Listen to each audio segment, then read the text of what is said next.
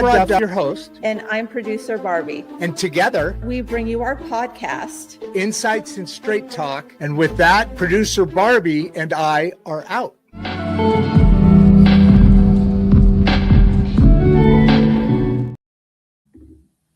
And a good afternoon, everyone. And welcome to Insights and Straight Talk. You notice I'm starting off with a little bit different tone today.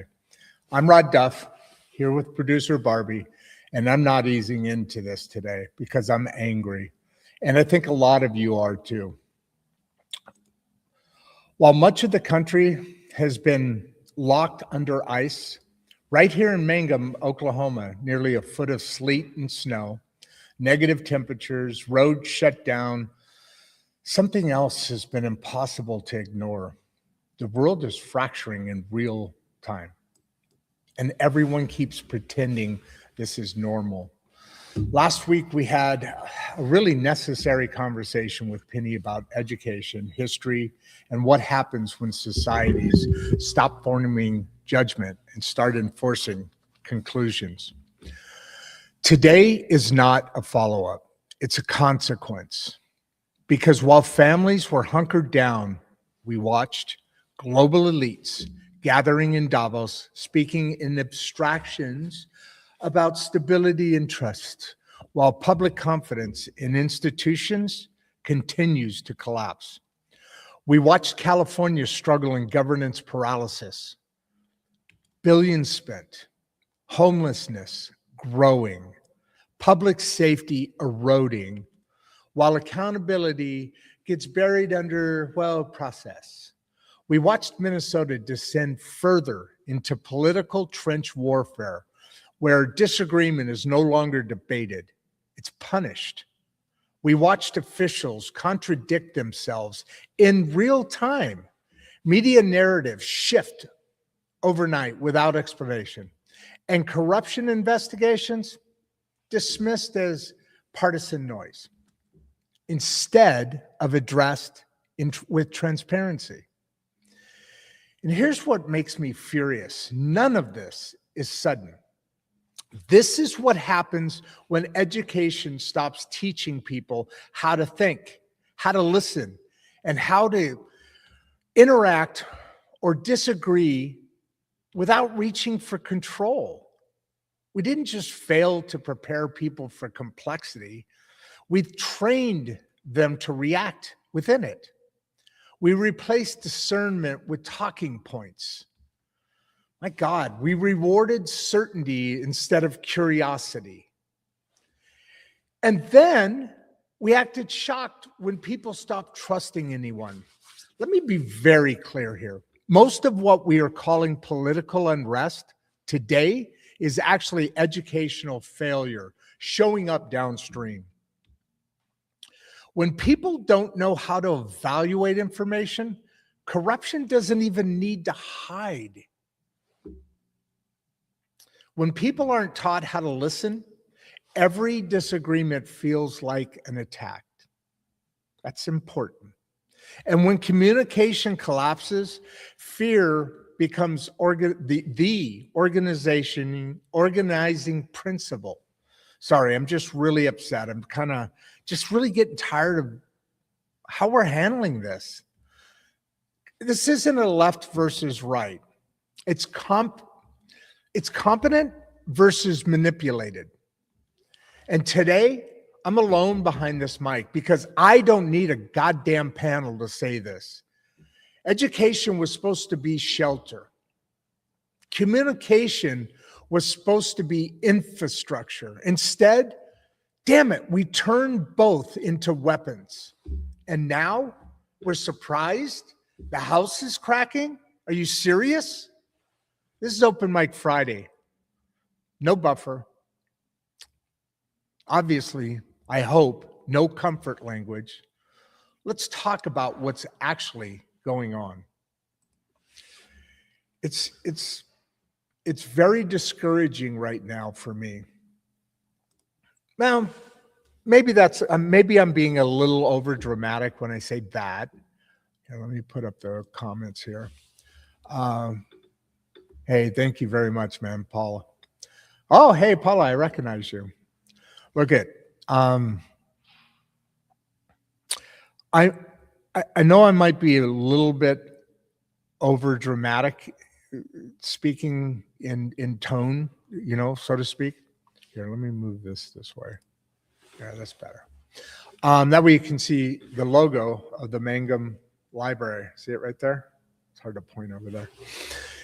Anyway, yeah, I'm really getting frustrated because this has been going on for decades. And when I say this, I mean this, everything. The way Davos, talks to people, talks about, how society should act like it's a whiteboard exercise or something, and they're doing that for people they'll never ever meet. I don't know how and why we still allow elites, and there's nothing wrong with being an elite, but being an elite that's controlling a population by the decisions that they or them, I'll use pronouns, that they or them are executing according to their priorities, their thinking, their philosophy, however you want to put that.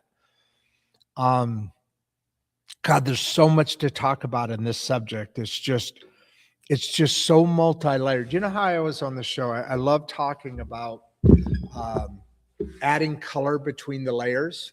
When you're filling something out and you're having a conversation with one of the many we're at 500, and I think it's 92. Did I say no? It's 492 episodes. This episode today is so. 214 people on right now. Appreciate y'all being here. Please subscribe and like this channel, like this episode.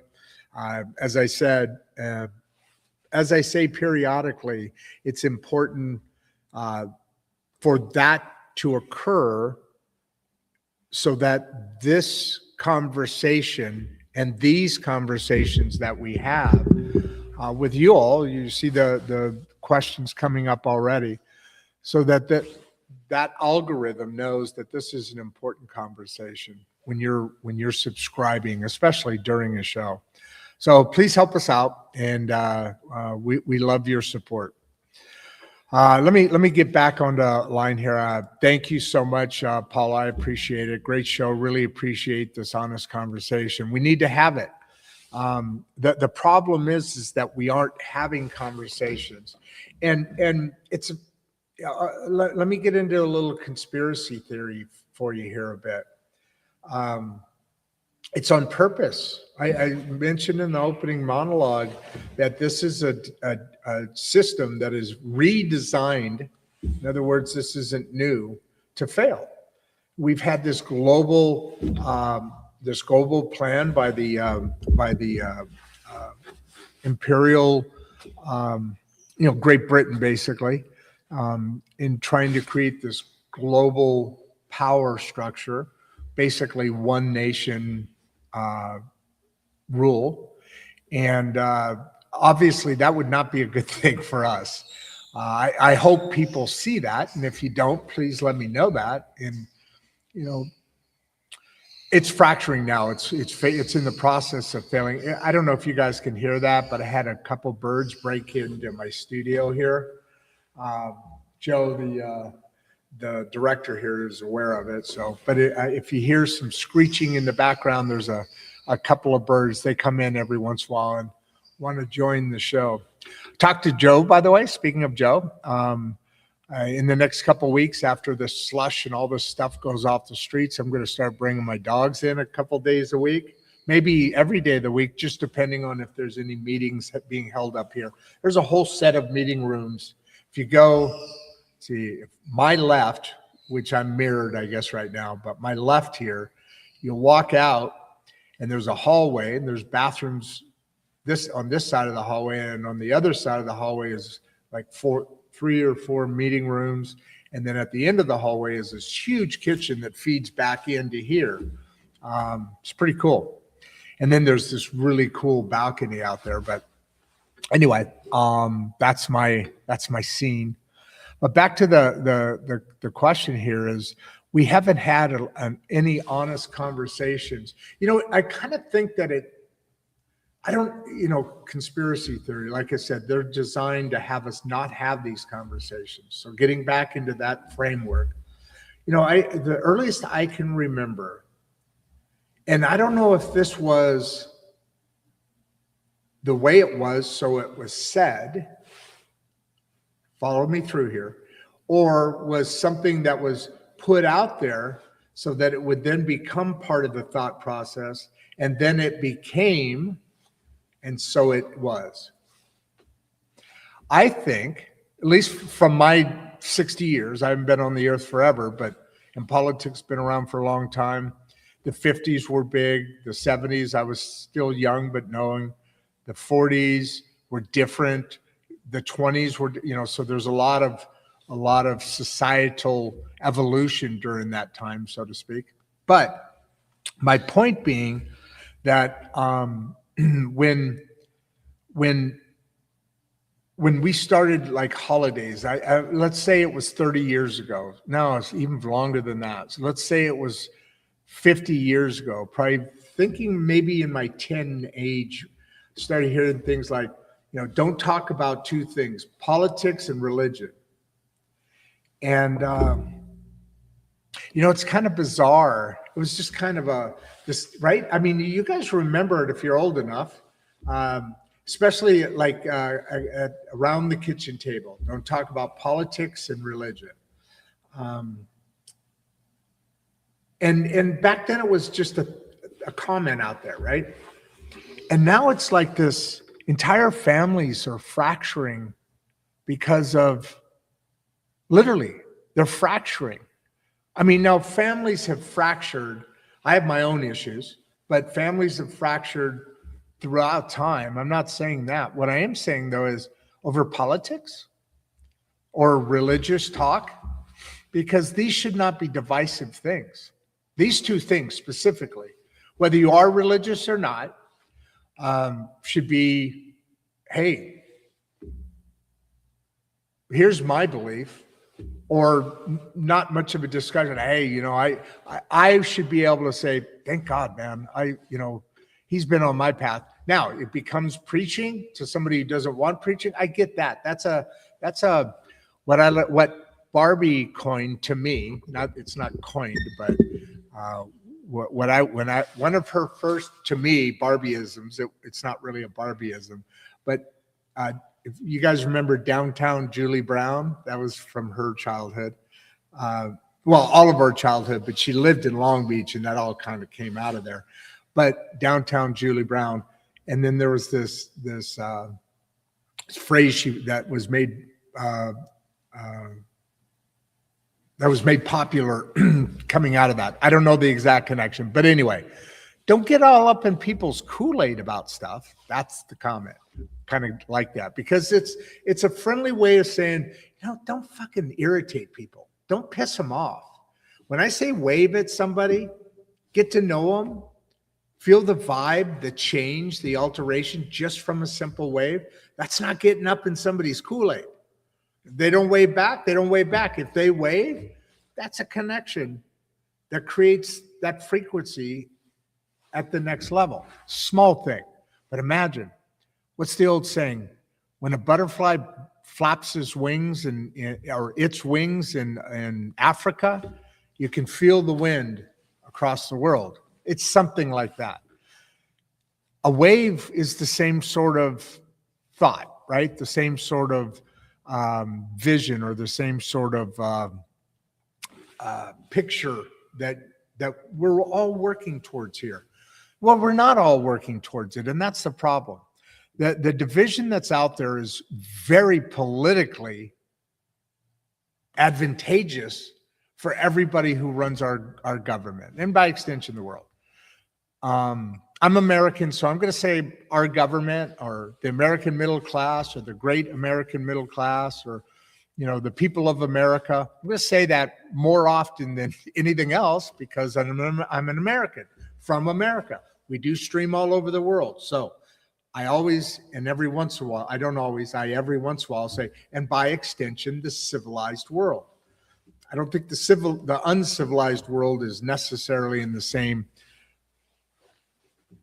position. So when we have these divisive times in our moment here, it's really ramped up right now, I believe, because I think for the first time, maybe ever in American history, certainly in the 200 years of it, I think, what are we coming up on, 275 or 1776? So whatever, 275. We got a big one coming. We got a cool one coming up. I think it's this year, 275 years, something like that. But I think right now, look at, everybody looks at things as left and right, Democrat, Republican, and that's the wrong thing to do. I think that right now, Democrats are definitely geared up more on it because Trump, the administration, in my opinion, is very, very solid, very good administration. Don't know. I've changed my view over time with Reagan. I'm very cognitive or conscious or curious about presidents, and because it's all of them, but presidents are somebody that have a lot more history that's available to find out. And I'm not saying that from just a curiosity. I'm a political history buff, but it's the tie between what we, Kennedy was the glory of the Democrats, right? Kennedy had a lot of great things. Kennedy also came from a very corrupt family, very corrupt dude. I mean, they made all their money off bootlegging, right? The family did. So there, but then you hear all the history coming down and all the things that were going on. And here's the thing, we don't know a fraction of any of it, but that started getting me curious about the intersection between media and politics, because what it has always been to a degree, I believe. I mean, going back to Walter Cronkite, that was back when America trusted media. It was the only thing they really had. There was paper, and then there was television, which is basically the same thing we have today. But there were only a couple sources, and so we trusted what we heard, and we did discernment. But what's happening now is entire generations are growing up and not discerning, in other words, not evaluating the information that is being sent to them and saying, does this make sense? Instead, especially the people who are ideological, in other words, their politics are ideological.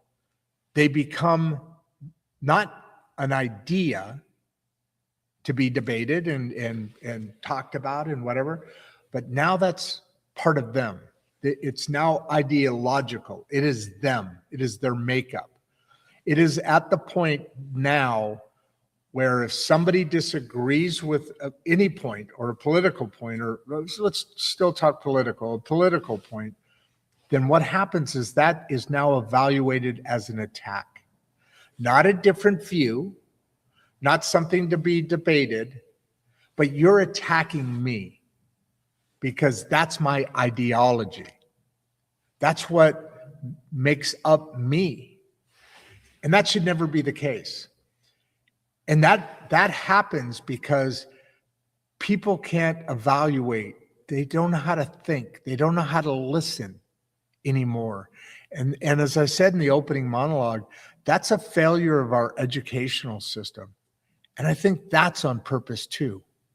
Dumbing us down to just be cogs within a wheel through the educational system is what makes government its most powerful, in its most powerful place, its most powerful position.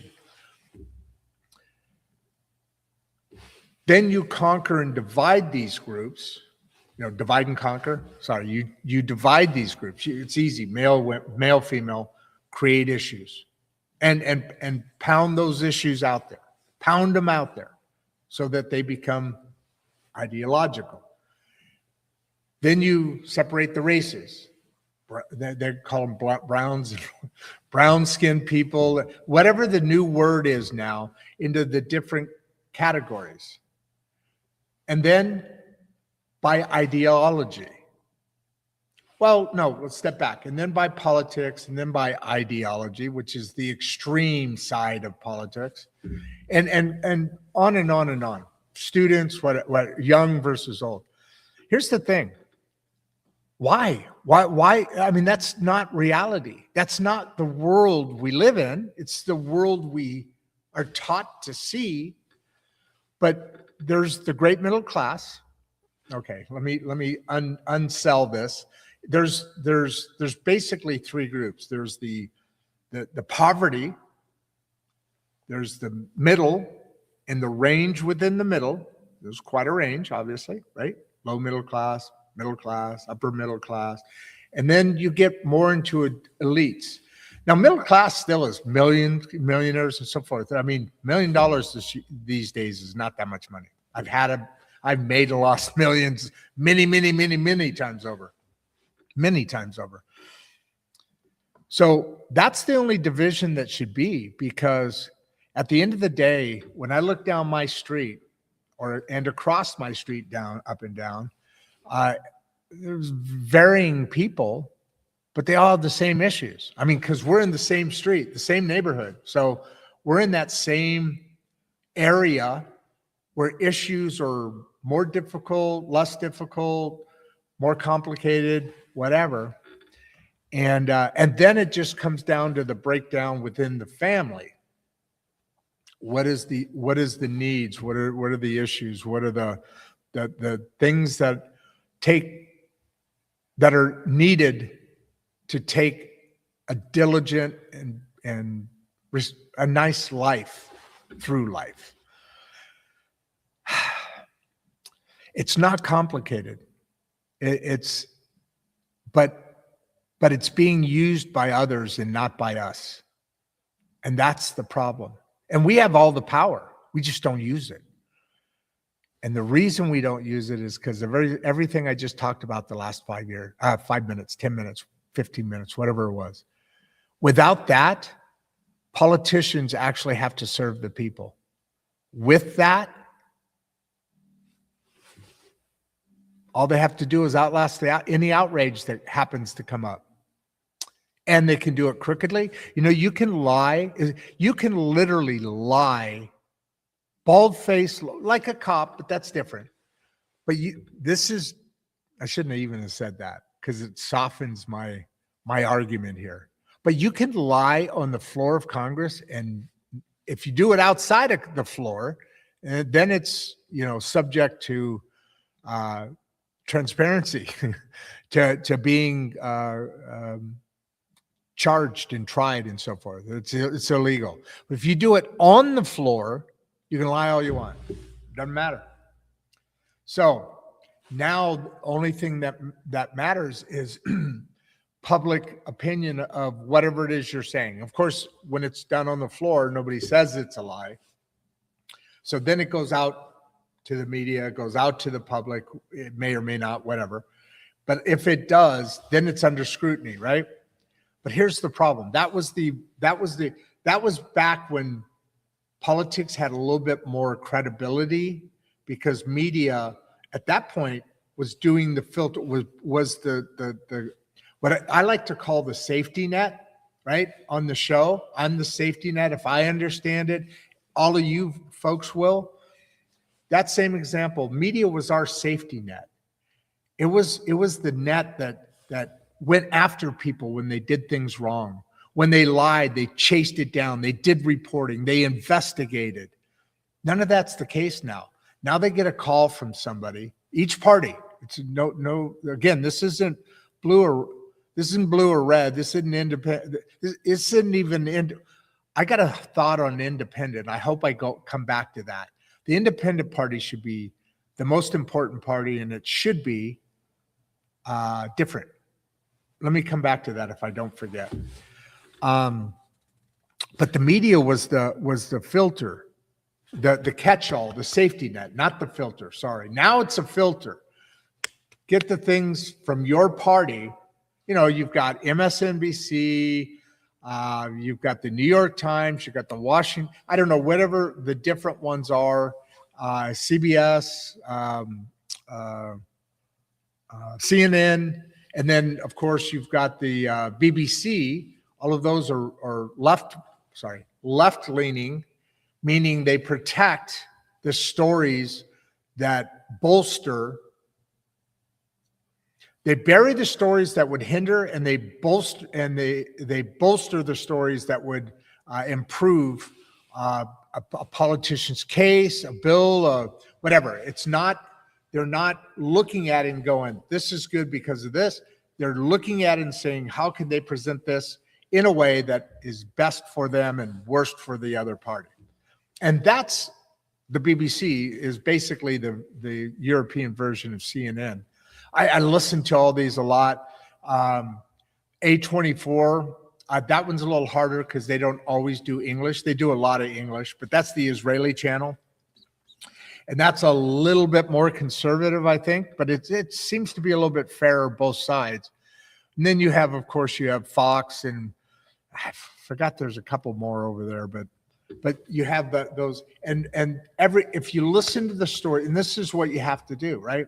You have to analyze, you have to think, you have to listen to the words, watch the body language when there's a discernment, when there's a debate. If somebody else from the other side comes in, and watch that.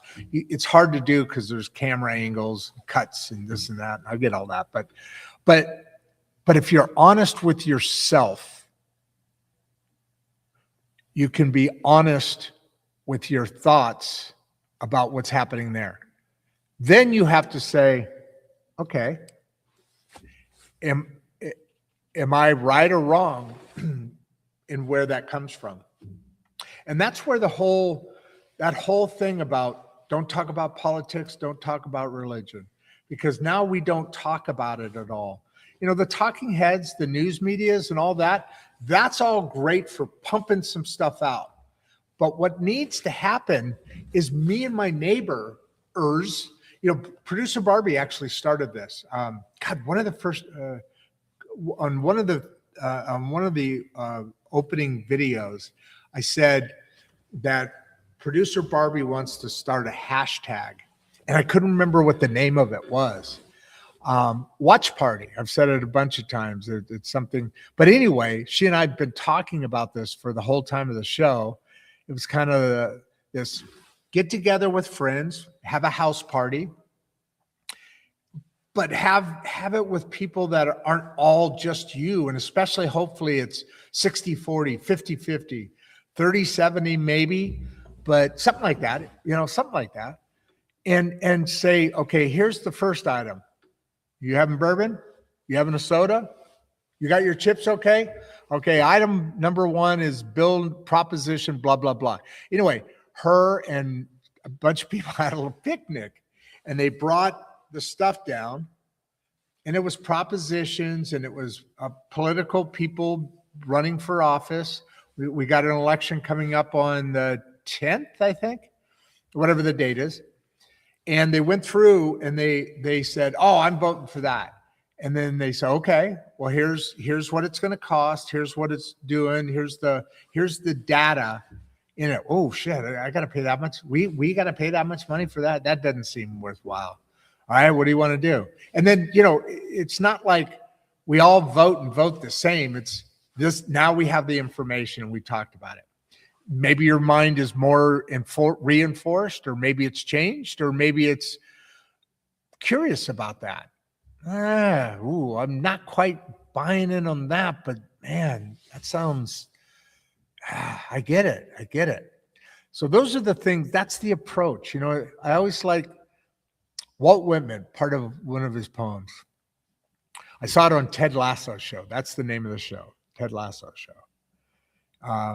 Not the show itself, actually social media. You guys have probably seen it. It's great clips. Very, very working from the inside out kind of clips. Anyway, Walt Whitman, he was talking about a situation, Ted Lasso was, and he referred back to this poem, and he said, and one day it hit me. He said, the reason blah, blah, blah, blah, blah was because not a one of them was curious. The Walt Whitman poem he had seen painted on a wall was, be curious, not judgmental. I think that's the key statement in how we have to have these conversations. I think with a lot of people, it won't be that hard, because I think all we ever see is the extremists, the radicals on both sides. Right now, I think it's populated mainly by the left. The radicals are, but I could be wrong about that. It's not totally, but there's been times where it's been the other way around. I absolutely, moments in time. I don't think it's quite as prevalent, but the point being, we all are being failed by our education system, and that is, I believe, being done on purpose.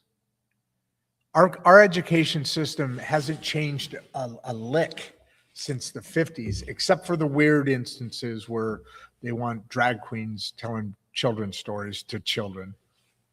That just, I don't care if you're a drag queen or not, but there's certain things you wouldn't wear a dress on a construction site. If you're a constructing, you wouldn't be breaking bricks in a dress and heels, right? There's just certain things you don't do. I don't know if that was a good example or not, but tried to be soft about it. It's not a political thing. It's a reality thing. We have to start realizing that our education system has failed us, because there needs to be a way to have that bridge crossed. And I don't even know if moderate liberals are much different than the things we see on TV, because the only thing we see is the things we see on TV. Hopefully people watch podcasts like this as well, but there are also podcasts that are the same thing as a CNN or the same thing as a Fox News. They may talk about a subject longer. That's great, but everybody's coming at it from the wrong place. I think everybody is. This isn't about my politician is right or your politician is wrong. This is about what is it that politician is saying and presenting, and why, and where does it come from, and does it and at the end of the day, if it gets through all that and it makes sense, okay, now this one is the line in the sand. No matter what the other ones end up being, is it something that improves the great middle class citizens of the United States of America? That should be the thing that goes through every bill. Does it improve our lives? Is it for us, or is it for somebody else? That's what it needs to be. And at the same time, we need to get our $16+ trillion a year that we're spending and get that to be about half what it is, and the rest of it coming back to the American people. The American people. So anyway, that's all I'm going to say about that, Paula. Clive, powerful opening. This topic really hits deep. Thank you very much, Clive. I appreciate that. And it does. And it's important. And it's deception that we're just allowing to happen. That's all it is. And the unfortunate thing is, I don't think we know that statement I just said is exactly the problem. And that's all it is. It's that. Because the reason we don't know that it's that is that our educational, we don't know how to analyze conversations anymore. But basically, we need to be parents again, because dude, they're lying straight to our face. They're lying, flat out lying, and everybody's lying. It's the politicians that are the problem. It's the people that are in the positions that they are in that's the problem. The people aren't the problem. The citizens aren't the problem. But the citizens are allowing the problem to happen and continue and just say that it's not that big of a deal and say, oh, it's normal. It's just politicians being politicians. It's us all fracturing as a country, as a continent. Well, I don't know about, I don't care about other countries. I mean, I care about them, but you know what I mean. But this country is by far the biggest, best country in the world, way out in front of everybody else. So I said earlier on, I said something to the effect of, the reason all this is getting so critical now is because this administration, I believe, is actually for the first time ever, maybe, or at least for hundreds of years, that is seeing that if we don't doing the things that they're doing gives more power back to the American citizens. And at the end of the day, that's their job. That's their only job. I mean, it's more complicated than that, sophisticated than that. But go ask the Davos folks about the sophisticated part. At the end of the day, their job is to protect us, to create the infrastructure. Now, they're using our money, and they're getting paid. So it's like a job, right? At the end of the day, they take our money. They do what we elected them to do. In other words, hi, I'm an applicant for your position. This is what they are. That's what they do. They change words and terms and all that. But hi, I'm an applicant. I want a job at your place here. I will do this, and this. That's what I'm promising to do in order for you to bring me on as your representative, your senator, your legislator, your congressperson, your city board council member, your president. On and on and on. I'm applying for your job. That's all they're doing. And you know, Trump is Trump. Although he's a really funny guy. He's actually a very nice guy. But he also doesn't give a crap about what people think about what he says. So he's got less of a filter than I would like to see. But let's put it this way.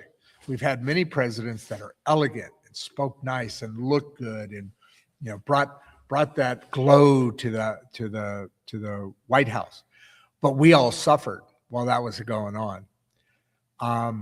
I see the possibility.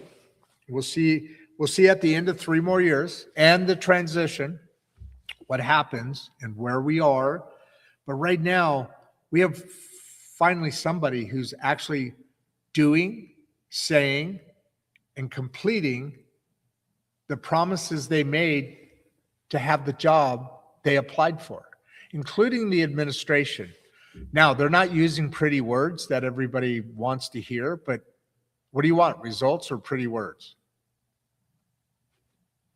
I'm serious, what do you want? Which one? Well, I mean, if you could have both, obviously that'd be cool. But do your homework before you put this in your mind. The pretty word ones didn't do as much as they started this point at which we are now. And I'm not saying that this administration is good, bad, or indifferent. I'm an independent. I go by what the results are. And I'm not a perfect person. I'm not saying that every once in a while I totally read that wrong. That happens. But I think this is the first time we have an opportunity. And when Trump said drain the swamp, I think that's the reason he won that election. And I'll tell you what, that was the statement that made me go, okay, somebody is saying the uncomfortable stuff out loud. And when I say uncomfortable, it shouldn't be uncomfortable for us. We literally don't look at, he repositioned what our politicians look like in our eyes. They're not movie stars. They're not kings, queens. And even that, they're just human beings. They're not God. Hopefully they speak to God, they talk to God, all that stuff. But I really believe that while the best politicians, I'll give the most credit, I'll give the most benefit of the doubt to politicians that probably come into the office for a purpose. They see something they can improve. They see something they can do. But then the system grooms them. That's why we have people coming in with $30,000 worth of net value, and after a year or 2 years in a political position, they're worth $30 million. I talked about corruption being lied to us about as just being political manipulation, political posturing and all this. This has got to stop, folks. We can't have Congress people and senators getting tens of millions each one per year. And by the way, they have the most amazing health care that we don't even have access to.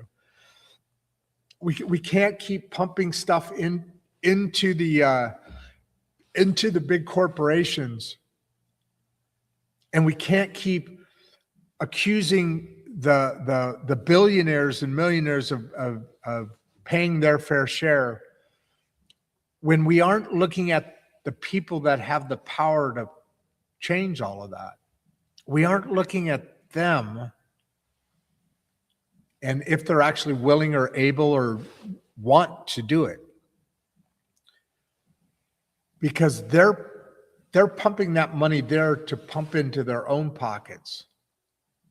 So enough of that rant. Powerful opening. This topic already hits deep. Thank you very much, Clive. I appreciate that. How long have we been going? Wow, 44 minutes already.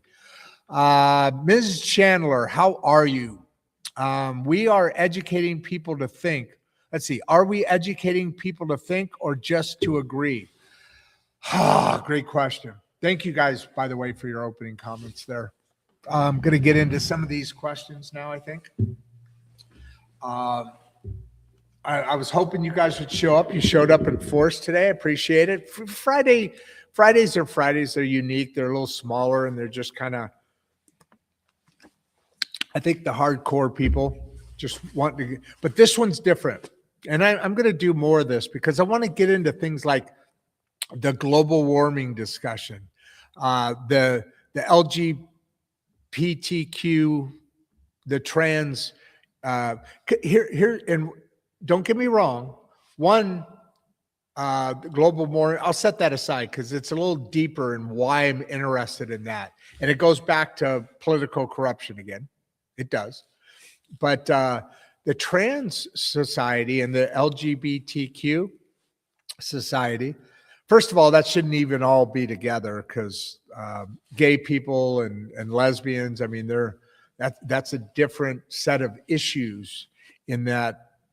What my point is, I think trans people right now, especially trans people, and what's been going over the last, I don't know, decade, let's say, whatever it is, I think that they're being used as pawns. Because, I mean, look at the gay community, gay and lesbian community. Nobody has an issue. There's no discussion. There used to be, don't get me wrong. So I think there's either that same transition happening where they can just fade it, because at the end of the argument, now gay AIDS came out and it got really different stuff happened and all that. But at the end of the day, when on the news, people started coming and said, "Look, we just want to live our lives, man. We're not here to be in the media and fight this fight for I know gay pride and parade has always been popular and cool, but this whole thing of changing, I mean, I don't know, you have Special Olympics, you have men's, you have women's, you have different sporting things set up. Why wouldn't you just have a trans Olympics or something like that? Trans groups. I don't know. Title IX should be able to be adjusted. And instead of what Biden did to adjust it to make it weaker for women, it should have been maybe another group added. I don't know. Again, we're hiring people to figure these things out. But I'm sitting here spitballing a couple of ideas. My point being, I think the trans community are being used as pawns. And yeah, okay, is there a mental thing connected to it or not? It's not my business. But having men in the women's restroom, that's my business as a society. Again, I'm talking about everything as a society here, right? Having men in women's sports, that's my business. It's a safety thing. It is. If they compete under 12, maybe it's not a safety thing because girls mature really fast and can kick the shit out of boys. Then you get testosterone.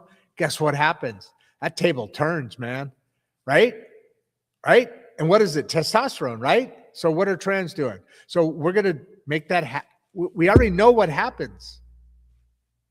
I mean, this isn't complicated. So we're going to let them in there. That's my business, right? That's meaning society. That's my business. Having a black person in school, that's not my business. That's nothing, right? That's society. That's not my business. But having a guy in a girl's bathroom, yeah, that's my society business. Whether you support the community or not, and there shouldn't be a need to support the community.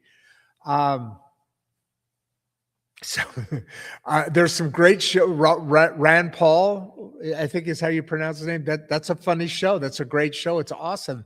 They make money. I think it's still going on. Producer Barbie and I are together every once in a while. We'd watch the show, and I was like, at first I was appalled, and then finally I'm like, okay, it's kind of funny. It's pretty good, and there's some talent on there, and the way they do it, and they're being them. They're being what brings them joy, right? So that's not my business. That's just what it is. But then you cross over. It's having drag queens Rand Paul is awesome, but having them tell kindergarten stories in kindergarten and first, whatever, to little kids, that's my business. Having city boardrooms and, having them approach certain things in ways that we don't agree with, that's our business. But we can't just show up at a boardroom and be angry, and that should be the next step towards whatever it is. That's our business. But that's where education and that's where thinking and listening come in. There needs to be more transparency and accountability, but that's not going to happen. The show was brought together to bring the great middle class together. Go back to the show. It's an underlying theme. But we have to do that. And I've been pushing education more because something's clicked. I see it. And you need to see it. And you need to start demanding, whether it's the Regeneration School Project, where we're putting a 5th core subject in school, right here in Mangum, we're working on this project right now. 5th core subject. For a placeholder, we're calling it life. To teach, and along with voices at the table, teach kids, start when they're young, early and often, how to listen, how to communicate, to be in a conversation with adults, to be invited in, sitting comfortably in a conversation with adults and not being talked about, being invited in. These programs, the life program, teaching kids how to deal with mental health, how to deal with finances, how to deal with, bringing that thinking, not just learning how to take test scores, but bringing that logic, that thinking, that analyzing aspect, K through 12. When you're in kindergarten, I used kindergarten earlier, but the traditional kindergarten, your ABCs, that's, the beginning of English, right? 1 + 1 = 2, that's the beginning of math, on and on and on. Learning about bugs in coloring books, that's the beginning of science. That 5th, that life, needs to go right into that subject line. And it's critical because the world's changing faster than it ever has, but we need to step back and we need to get a grasp on our society, and not looking at that as all these other things that we hear about in the mood. They distract us with all these shiny objects, but like the earth has a core. This is a core for our society, and it needs to be done now. Needs to be done now. So are we educating people to think? No. To agree with certain things, only certain things. Yes, that is absolutely true, Olivia. 100%. I appreciate that question because it's the core. It is one of the key parts of the core. Jack, can real education exist without disagreement? It can. Hell yeah. Look at, have you ever heard the term? You're a younger guy. So I'll say your grandfather's, but there's a term that's been around. Today's politicians, going back, a decade or more, today's Democratic Party isn't like your dad's Democratic Party, right? Or in your case, probably your grandfather's at least. No, great-grandfather, sorry. I think. I don't know, whatever. And here's why I say that this way. There was a time when, now you're talking about education, but I'm gonna start to answer that with this comparison. There was a time, and they say to me, they would say in your dad's Democratic Party, there was a time when the Republicans and the Democrats would run on things, right? They're running for election, for office, whether it's national or local, whatever. Let's keep it national.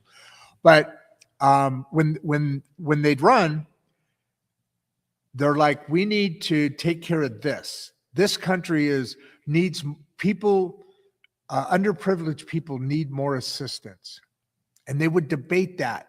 And the conservatives would say, no, we need more defense or infrastructure, or we need to cut down the budget, or these are talking points, but for example.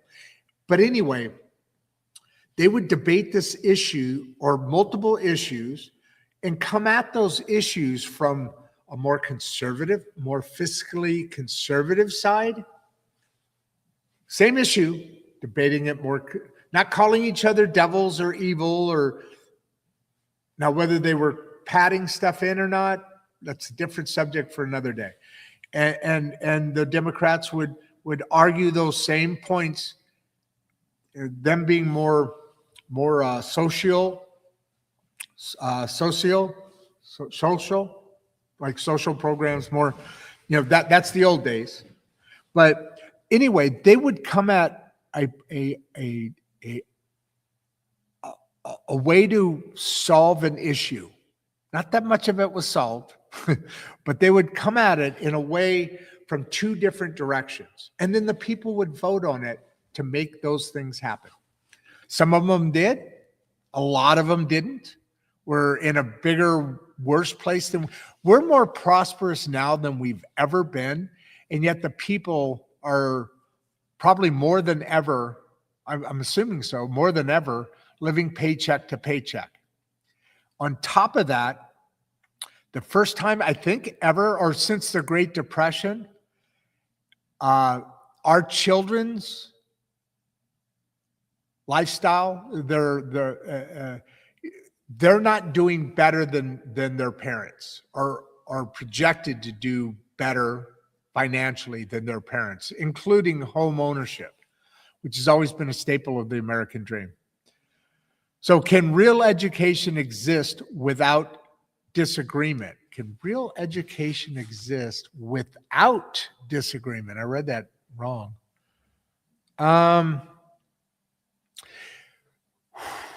So if you're on a point and there's no disagreement on it, I don't know that you really learn anything out of that.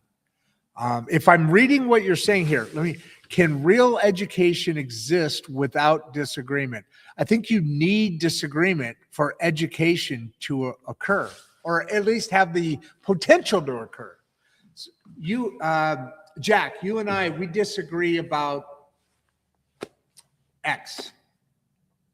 You think it's this way. From my experience, I view it as this way. We disagree. Okay. Now we could scream and yell at each other. And what I in the newspaper, in the article today, in the Mangum Star, comes out very early Friday mornings. I used the term neighbors screaming past one another, right? Past one another. So there's a disagreement. That's screaming past one another. You're not going to gain any education out of anything. Now, I'm not perfect. I don't want anybody to ever think that because I come on this show and talk for a couple hours, or an hour, or a couple hours. Well, it's an hour now. Wow. Every day, that I think I have just wanted to say, I have these thoughts and I'm curious.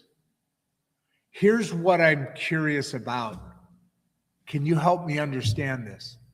This is how we have to, and again, without getting up in anybody's Kool-Aid, this is what we have to understand, is we have to come into these things as curious. So I want disagreement because I don't know that much.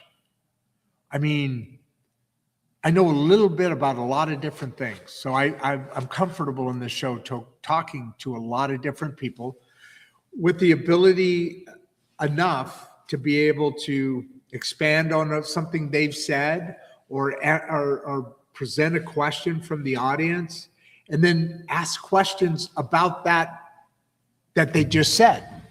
Notice I said that they just said. Because in that way you can gain so much more knowledge. One of my guests, because actually several of them over the last month or so have actually brought up separately, unrelated. Man, Rod, you are such a fortunate man. Well, yeah, I am. But what are you referring to? My God, 6 days a week, you get to sit here. Well, actually 5 days a week, because I'm just talking to myself right now. Every once in a while, I have somebody on a Friday, but I keep this time slot unavailable so I can have this kind of conversation if it's necessary. So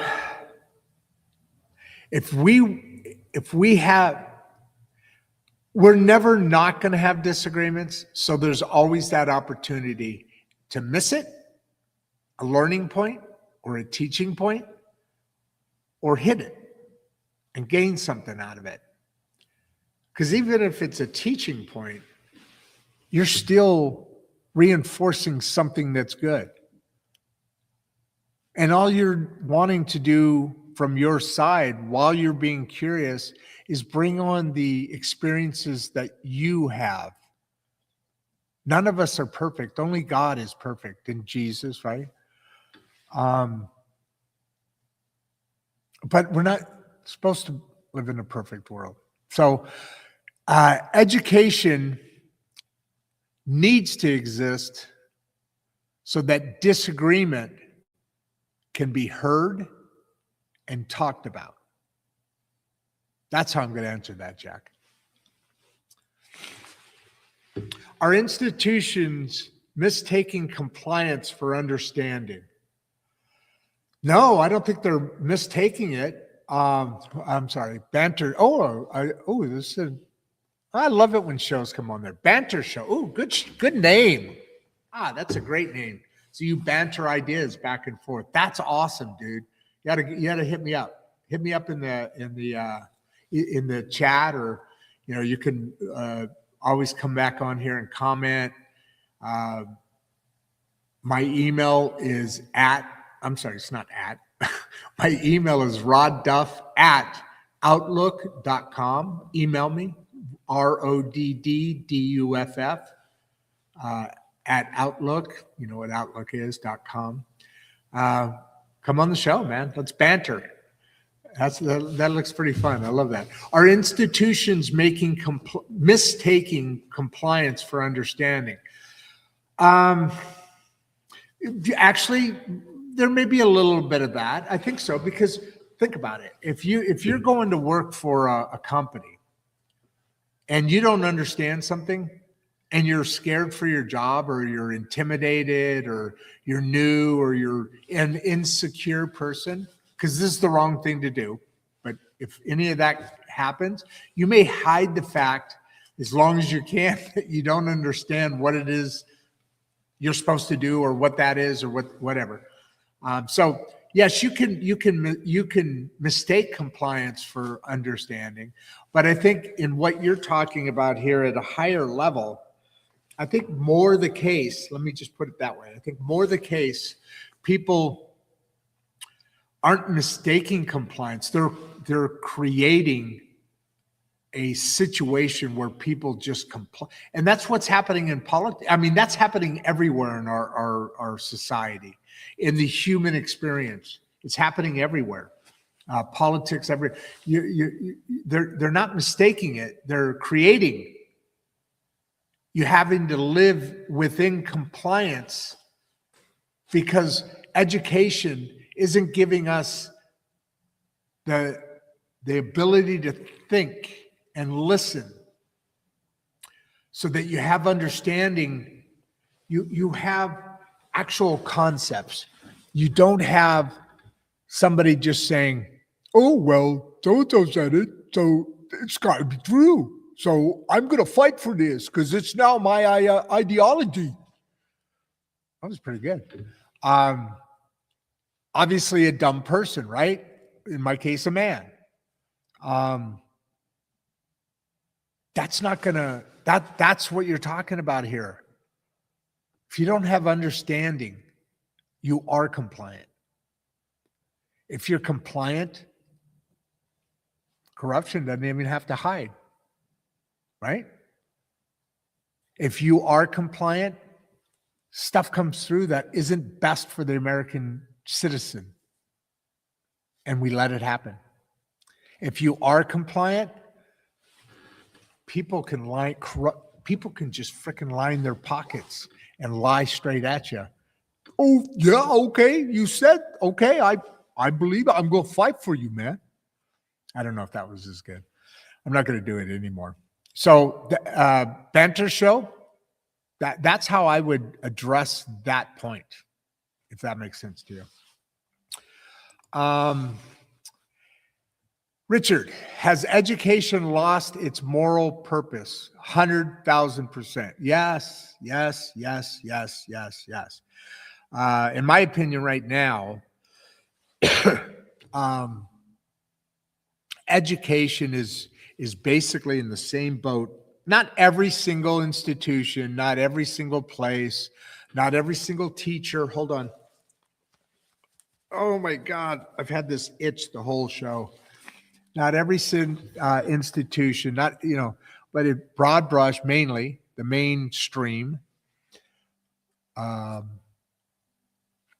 mainstream educational system has absolutely lost its moral purpose.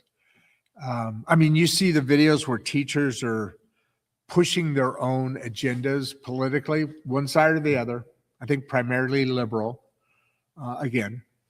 But all of this has been known for a long time. That the school system was, there's something bigger going on. I don't want to get into all that because because we need to do this, and that will eventually be taken care of. Hopefully before, if not, then it'll be able to be, pushed back into the shadows for a little while because it's never going to go away. That power struggle for the elites are a different. I don't want to get into all that.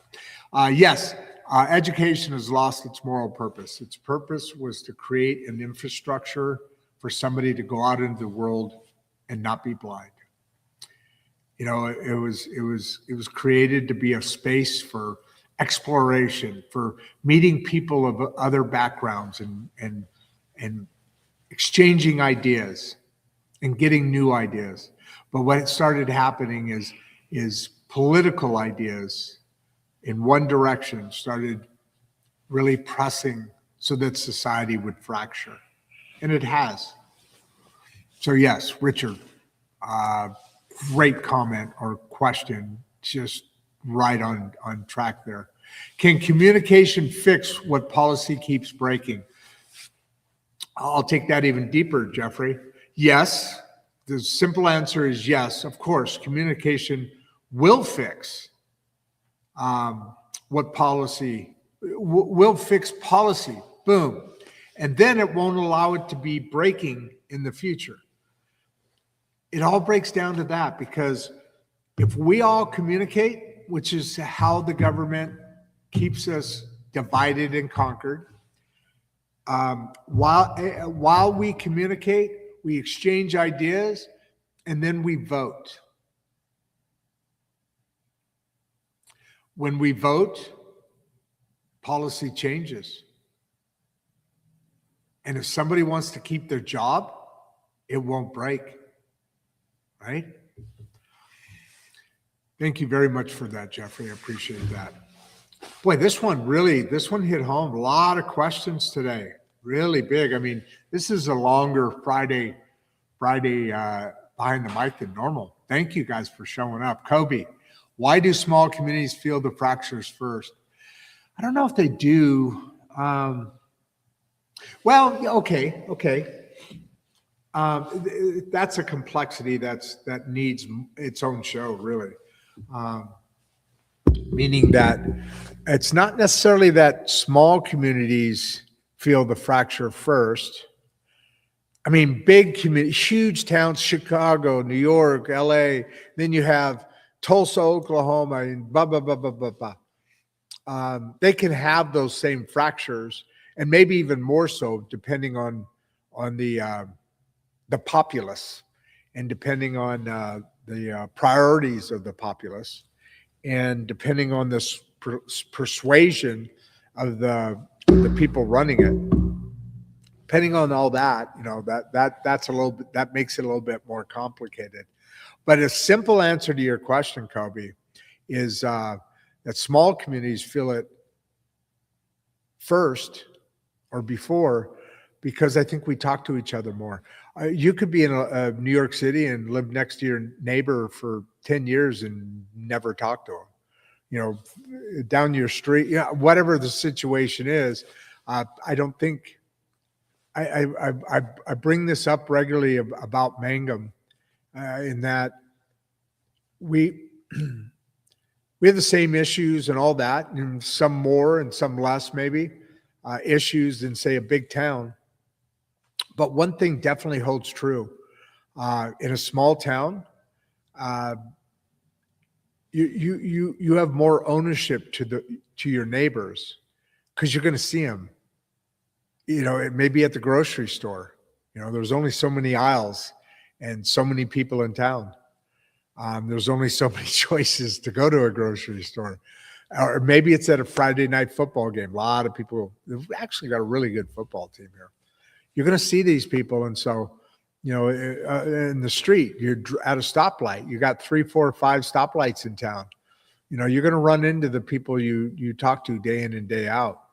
And that's a good thing. And that's why communities are communities. And that's why I moved to a small town, to get that feeling, that exposure, that midtown, that mid-America life, because I wanted to come back to the show with even more authenticity, because I started in Chicago, right in the suburbs of Chicago, this show. Starting a different industry, blah, blah, blah, blah, blah. And then at one point, producer Barbie and we were changing some things, the way things were going. And then there was a point where it's like, you know what, Barbie, I need to get into a small town. One, I've never lived in a small town. I've always wanted to. I tell the story that I used to drive through small towns on the way to different appointments, in the machinery business that I built up. And I always wondered what the people were like in that small, when you go through a small town, you're going through a small town, and it's and sometimes I would turn a left instead of continuing on, just to kind of drive through the town and get a vibe for what it was like to be in a rural America, to be in a small town America, not Main Street, Main Street, that comparison. That was one aspect, but the other aspect was that's what the show's about. The people in our community are, they're all good, solid people that come from different towns all across America and even to some degree across the world. And that's why people in small communities feel this, because when I moved to this small community, I could actually answer your question, Kobe, and say, you know why? Because I see Bill and Sue and Jan and Kobe and Richard and Banster, Jack and Olivia every day. I walk down the kids' small school here. It's been around since the 1800s. Actually, I think the high school was established in 1904. So there's a network that's much more intimate, that makes small communities more familiar about certain things than you would think as compared to a larger community. There you go, Kobe. So I am Lady Leah Filmlaw. Are we afraid of thinking together anymore? I don't think we're afraid of it. I just think we're totally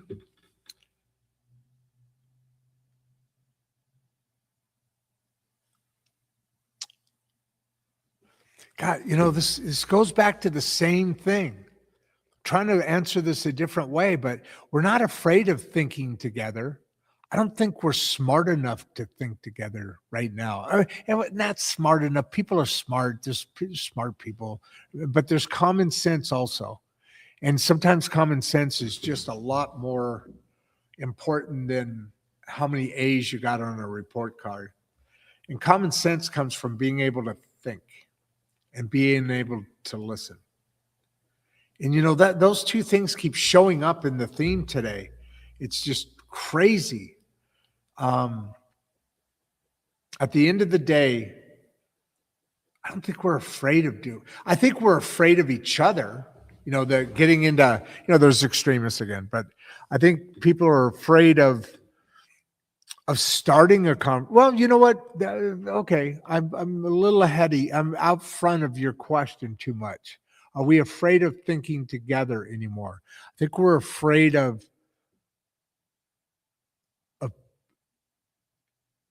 of trying to be curious with somebody because of that other person's reaction. Let me put it this way. I was thinking about this the other day.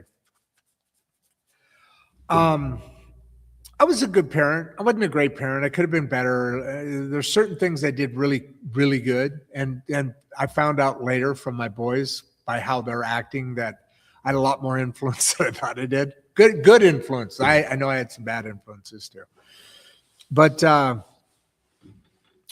I was thinking about this, and it honestly it came to me in my conversations with Emma. You know, Emma Lynn and Grandpa Rod, Insights and Straight Talk.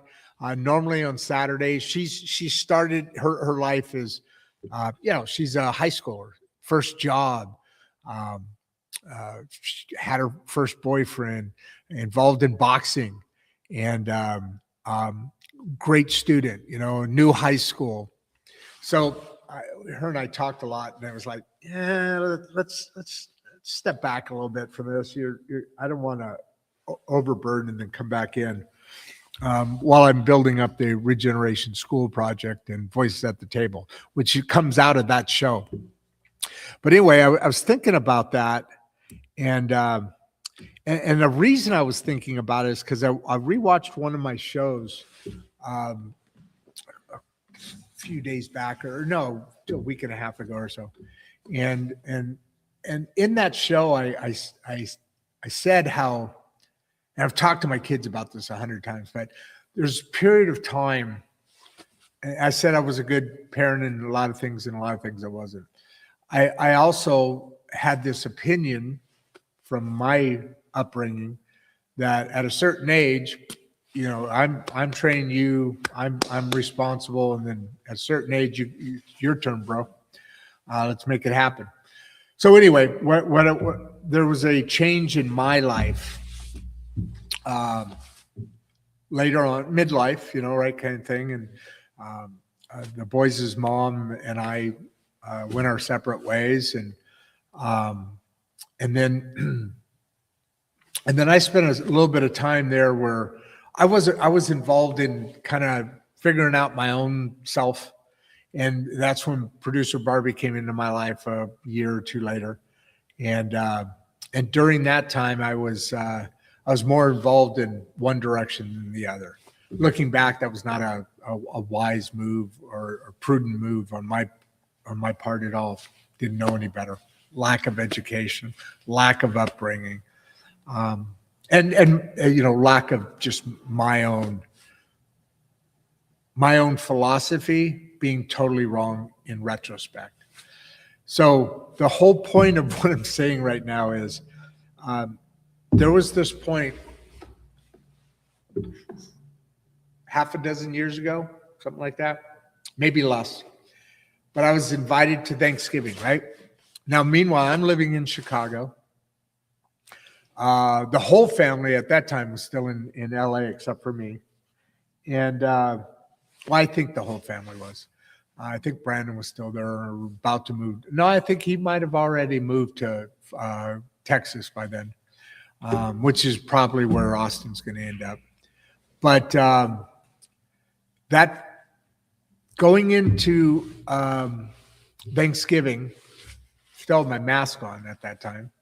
But going into Thanksgiving, I was a little nervous. Not necessarily the boys, not necessarily my ex, not necessarily other people, other family members there, because communicated and just regular, you know, nothing big, nothing bad. But my granddaughter. So I ignored her. Yeah, for a long time. And I think she was 12 at this point that I'm talking about right now, this moment. Didn't ignore her, but I wasn't in her life. Let's just do it that way. And I really noticed it a couple of years later at a different house, at a different, it was party of some sort. I think it was a birthday party or something, or a Christmas or a Thanksgiving. I noticed a couple years later when I looked down the hallway of the house, I think I was only in one picture, and their mom, his mom was in a bunch of them. My mom was in a bunch of them, and other family members and that. And I don't even know if I was really in one. And I didn't say anything, and I wasn't hurt because I wasn't around. And so anyway, my granddaughter was 12. And I remember came in the house, did all the, I'm not a shy guy, so I'm very, good entrance, loud entrance, fun entrance, and then Thanksgiving dinner wasn't ready. There, people were still preparing and bringing stuff in, and cutting up my pie, and then Emma was in the kitchen's here, and then the dining room's like this, and then off of the dining room's kind of not a living room, but a little TV and couch area, kind of a sitting, kind of a mini living room kind of thing, I think. I don't know what to call it, but she was just hanging out in there with her cat, and I think the dog was there too. But I went over to her, I said, "Hey, Emma, how?" And I was nervous about it. That was it. I knew it was Emma, but I'm setting this up to give you guys the picture. And so anyway, I sat down and we chatted, and she made me very comfortable. She made me very comfortable. She had every right to go, to the point of being snotty or just not, or cold or a little bit less, but just kind of non-inviting, just kind of, oh yeah, grandpa, yeah, whatever. But she was very happy and excited. Yeah, excited might be a little bit too much, but yeah, excited and to chat with me. And I mean, to the point where, and I didn't make any big deal about it during, but I literally, we spent 20 minutes, 30 minutes just chit-chatting there. And I left that day perplexed, not impressed, but more and more and more. I mean, impressed, amazed, on and on and on. And then you get to perplexed because why? I mean, what was it about her that allowed me that space? And it wasn't that, it was just like, if it was me, I would have been, I think, a little less. So, okay, maybe just, it was a great situation. She's in a good mood, her family's all around, and she's just a nice girl. Well, then conversations on the phone and this and that and this and that. And every one of them is, and she's a teenage girl, something I've always been afraid of. I've always had boys. But at the end of the day, she was handed a baton by producer Barbie on my transition back to my family. Yeah, it was an experience, and it was scary, but she and I just talked and listened to each other. And I don't think enough kids, much less enough adults, have that ability. So yeah, we are afraid of thinking together anymore, but I don't think we know how. And that's the problem that sits in front of us. We don't know how to listen. We don't know how to think. Now that story with Emma wasn't about her being, thinking and listening. My point is being that when you do, you have to I was scared to death to take that first move. I was afraid. But when I did, my whole world opened up. And I'm not kidding you. I mean that seriously. My whole world opened up. That was well before I ever started doing this show. That was the first step of 1,000 miles back to my family. Well, that's way over dramatic. My kids Yeah, I mean, every time I bring that up, they're like, Dad, you're cool. Chill out. Now, I don't know if they're just being nice or not, but so the strategy show, another show, awesome, dude, is certainty replacing curiosity in education today? Yeah, it is. I mean, we're we're we're taught to memorize, and we're taught different concepts, and basically, um, we're having trouble in our society because um, there's no educating ourselves on things. It's only defending the point viciously that we have, to the point in extreme situations where some people have been murdered, killed. And what's disgusting about that is it didn't take the whole world by shock. It didn't bring the world together. It didn't bring us together. It divided us more because why? Certain people got on social media and started throwing parties and really doing very disgusting things, and it's really sad.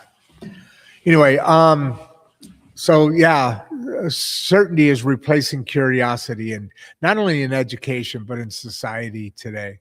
Our education system needs to be adjusted. A lot of interest in the education system today. I appreciate that, folks. Lori Todd, what's the real human cost of not thinking together?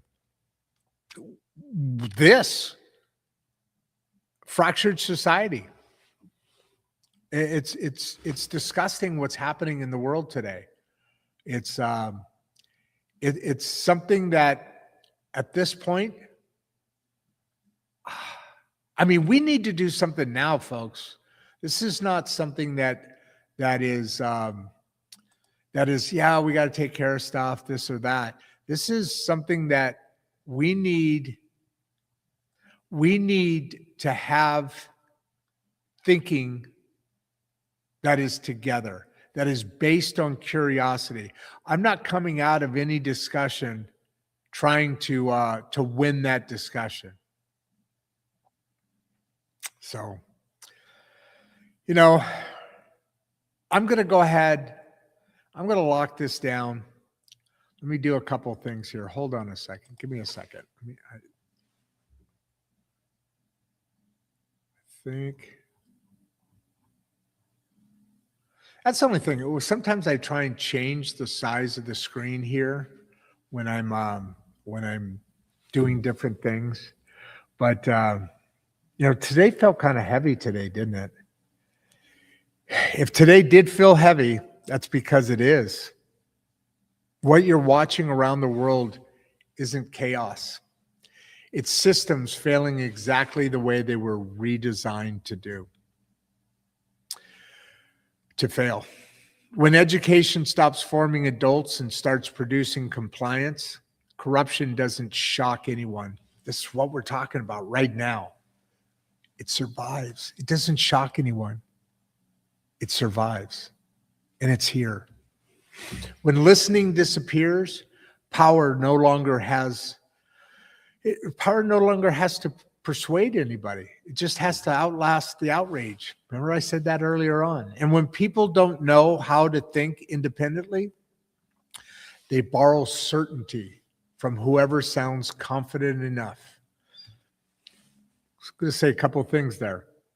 We just talked about this. That's when certainty instead of curiosity takes over. So then if you're certain about an ideology, whoever sounds confident enough is what's the answer. And that's not politics. You know what that is? That's just human behavior. So here's the line I'm drawing in the sand today. If you're tired of watching institutions demand trust that they haven't earned, if you're done pretending that this is complicated, when it's just neglected. You and me, we're neglecting it. If you believe education should, excuse me, sorry. If you believe education should create adults capable of discernment, not just obedience, then don't just watch. Subscribe to our YouTube channel at Rod Duff 1939. The show grows only because people share it before the fracture becomes irreversible. Subscribe to our Substack, insidestraighttalk.substack.com. We produce that 3 days a week, right? Barbieisms, poem and pages, and then behind the mic, the one that went out today, which basically is the behind the mics are the same as the show. You know, they're kind of geared towards what we're talking about on this show, but the other two are different perspectives. One's from Barbie, and the other one's from my book or the poems that I write. And it's that all those 3 days a week, you know, one each day, Monday, Wednesday, Friday, 3 days a week. And we publish the conversations that don't survive sound bites on there, especially behind the mic, where I stop protecting comfort and start telling the truth, meaning a little bit harsher wording there because we're just communicating in a conversation here. Read the weekly column in the Mangum Star News. I do that as there. Where we keep dragging national dysfunction back to local responsibility, because nothing gets fixed from a distance. And you know what? Share this episode, not because it was provocative as comparative, but because pretending this isn't urgent is how societies collapse quietly. Education can still be a shelter. Listening can still be learned, but not if we keep rewarding denial. I'm not interested in watching this burn down politely. Thank you for standing with independent media that refuses to lie to you. We'll see you next time, right here on Insights and Straight Talk. I'm asking you to sit around and watch the surprise at the outro. But I am really fucking disgusted. I'm tired of this. I'm tired of us letting it happen. And I'm freaking out of here. Before you leave, if you'd like to watch another one of the podcasts, click the first link in the description. We love having you here, and we appreciate all your support. And with that, producer Barbie and I are out. Hi to somebody.